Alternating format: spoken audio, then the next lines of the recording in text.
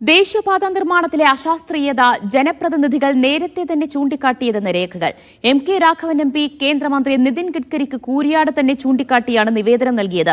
Abdul Hameed MLA നിയമസഭയിലും ജില്ലാ വികസന സമിതിയിലും വിഷയം ആവർത്തിച്ചുന്നയിച്ചെങ്കിലും നടപടിയുണ്ടായില്ല.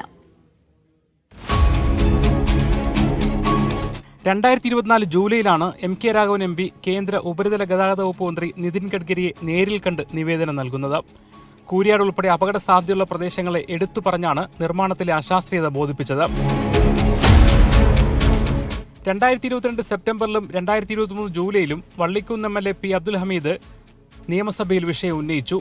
സർ, ഇത്തരം കലുങ്കുകൾ നിർമ്മിച്ചതാവട്ടെ തദ്ദേശ സ്വയംഭരണ സ്ഥാപനങ്ങളോട് പോലും കൂടിയാലോചിക്കാതെ ഗൂഗിൾ മാപ്പ് നോക്കി മാത്രമാണ്. പരാതികൾ പരിശോധിക്കാമെന്ന് സംസ്ഥാന പൊതുമരാമത്ത് വകുപ്പ് മന്ത്രി മുഹമ്മദ് റിയാസ് മറുപടിയും നൽകി. ദേശീയപാത നിർമ്മാണവുമായി ബന്ധപ്പെട്ടുണ്ടായ വെള്ളക്കെട്ടടക്കമുള്ള കാര്യങ്ങൾ പരിശോധിക്കാൻ പൊതുമരാമത്ത് വകുപ്പ് സെക്രട്ടറി തന്നെ ഇതുമായി ബന്ധപ്പെട്ട യോഗങ്ങൾ നടത്തി ഇടപെടുന്നുണ്ട്. ഞങ്ങളും ആർഒവുമായി മന്ത്രിതലത്തിൽ തന്നെ സംസാരിച്ചിട്ടുണ്ട്. ഈ വിഷയവും ദേശീയപാത അതോറിറ്റിയുടെ ശ്രദ്ധയിൽപ്പെടുത്താൻ പൊതുമരാമത്ത് വകുപ്പ് സെക്രട്ടറിയെ ചുമതലപ്പെടുത്തി. മലപ്പുറം ജില്ലാ വികസന സമിതി യോഗത്തിലും നിരവധി തവണ ദേശീയപാത നിർമ്മാണത്തിലെ പ്രശ്നങ്ങൾ ഹമീദ് MLA ഉന്നയിച്ചു. ദേശീയപാത നിർമ്മാണത്തിലെ അശാസ്ത്രീയത MPമാരും MLAമാരും വർഷങ്ങൾക്ക് മുമ്പ് തന്നെ ചൂണ്ടിക്കാണിച്ചിരുന്നു. പരിഹാര നടപടികൾ മാത്രമാണ് ഉണ്ടാവാതിരുന്നത്. ജയ്സൽ ബാബു പിലാശ്ശേരിക്കൊപ്പം മുഹമ്മദ് അസ്ലം, മീഡിയ 1.